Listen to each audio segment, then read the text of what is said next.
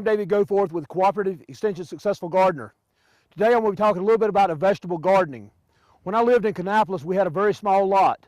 About a quarter of it was covered by the house footprint, about a half of it was covered by the parking, and left me about 1,000 square foot in the back that I put a garden in, as well as a lawn and some landscape plants. My most favorite memory of the outdoors there was in the garden there with my young, beautiful wife. I was young at the time. We had 2 small boys, and we were eating sugar snap peas that we had grown there in that garden.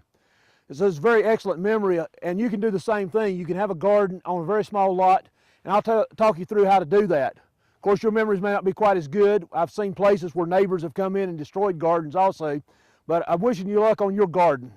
The first thing you want to do as far as picking out a garden is to pick out a location. A couple of things that you need to look at. Very critical that you try to get full sun. You need to get it away from the trees, particularly oak trees, particularly walnut trees. Get it away from those, but get it where you've got full sun. And you would notice that the south side of your house is going to have more sun than the north side. So if you're going up close to your house, you would want to get on the south side. And again, look for the other things that would create shade there in your garden. Once you find a good sunny spot, you try to get as close to the house as you can. You try to get it as convenient as you can, and you also look for the soil. You don't want soil that's real soaky, soppy, wet. You want soil that drains out a little bit, or you can raise the bed a little bit to give you some drainage, but you do need to have drainage.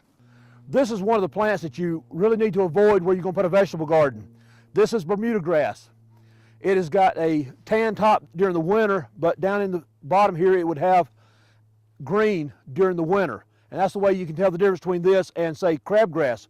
Crabgrass would be totally dead this time of the year. We can find both of these in our lawns, and you would definitely want to avoid the Bermuda grass. Crabgrass is not a problem.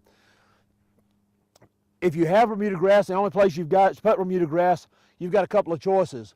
But basically, I would wait a year and try to destroy the Bermuda grass before I put in a vegetable garden. Once it's destroyed, you can come back in and put in a garden then. But in an area where you don't have Bermuda grass, you can go ahead. It's also helpful to have a source of water fairly close by. That's not critical, but that's helpful. Once you get this area, what I prefer to do is to use the natural soil that you've got there. Anything in the world can be sold as topsoil, and you may be bringing in worse soil than what you've got. I generally use what we've got. This is actually one of the red clays we've got here in Cabarrus County, which is actually preferable to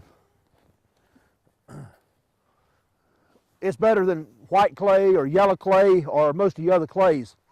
Now, if I was going to make a garden right here, what I would do is, what I prefer to do, there's a lot of ways of doing this, but the simplest method, the best method for me is to do sort of what's a single digging. You hear the term double digging a lot. I'm not sure that makes a lot of sense in these clay soils the first year. You can do that. It's a lot harder to do the first time around.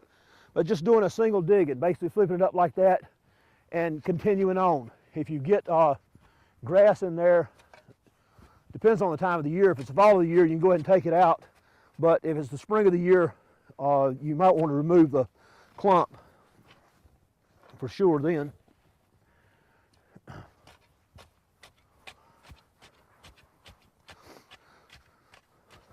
To do the simple small garden that we do in the backyard, basically a shovel and a hoe are the only 2 tools that you really need. A rake is helpful. That'd be the other one that I would purchase if I was going to spend a little bit more money at it. The shovel is what you're needing first to do the digging here. And if I was doing it along a fence in the backyard, I might just do it about that width there, just where I can reach from one side to the other side like that.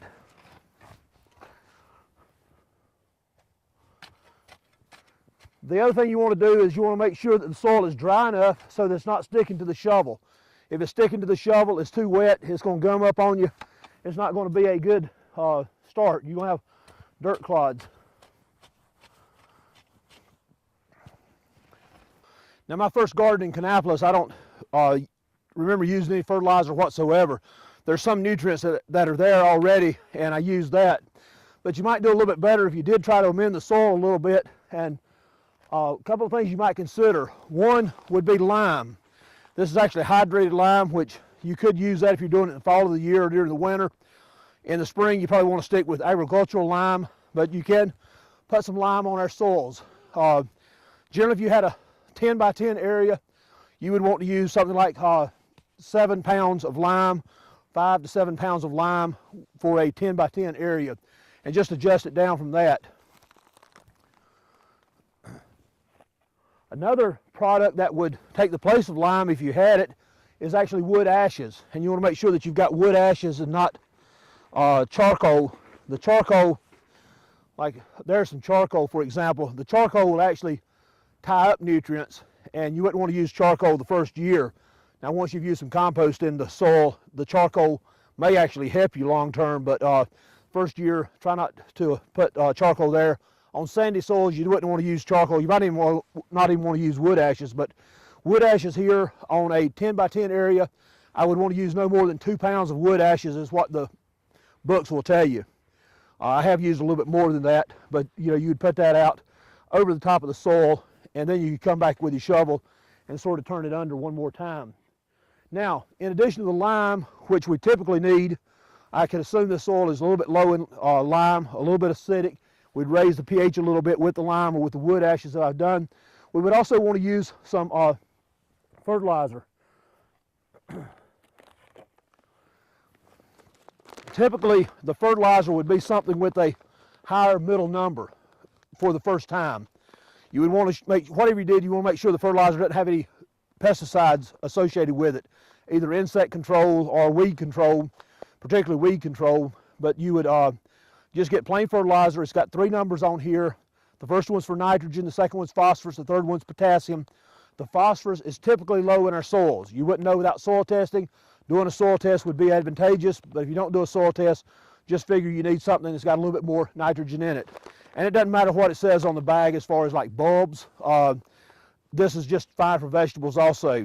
I've seen the same fertilizer sometimes labeled lawn, vegetables, and roses.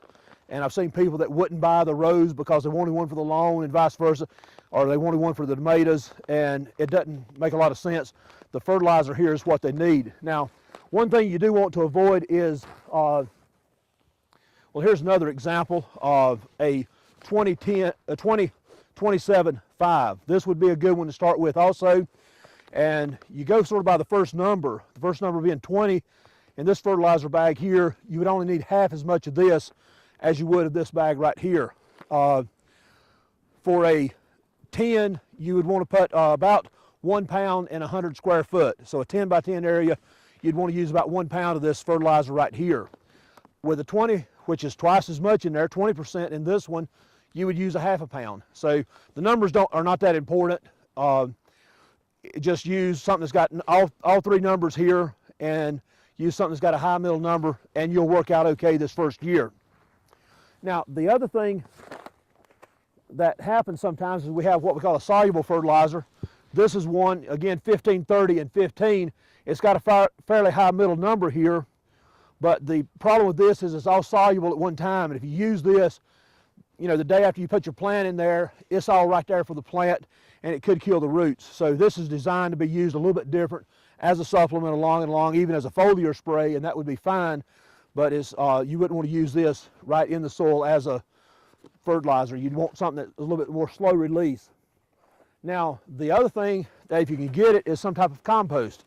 This is compost here, which is once organic matter, and it is basically broken down to the point where I cannot identify it.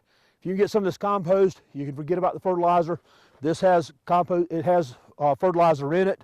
It's more like a 1-1-1 or a half compared to the 10-12-10 or something. So you would wind up wanting to use about 10 times as much of this that you would use for that. So even if you put a ½ inch of this on or an inch on, it wouldn't likely hurt your soil. So this is a preferable method here. And basically I get this compost by taking things that I eat over the winter, like banana peelings and potato peelings, or things that I don't eat, but I have in my kitchen, and I'll bring out and pile them up somewheres, and they will develop compost. You may have to purchase it the first year, but getting some compost would be very helpful to you, or other organic matter. You don't want to get too much in the way of cow manure and chicken manure particularly can overwhelm it, but generally things that were once alive will do a pretty good job of helping your soil here.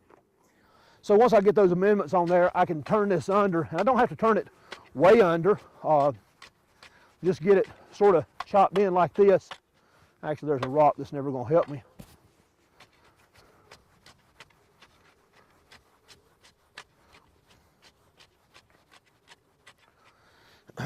At this point right here, I would be fine with planting a tomato or something in this.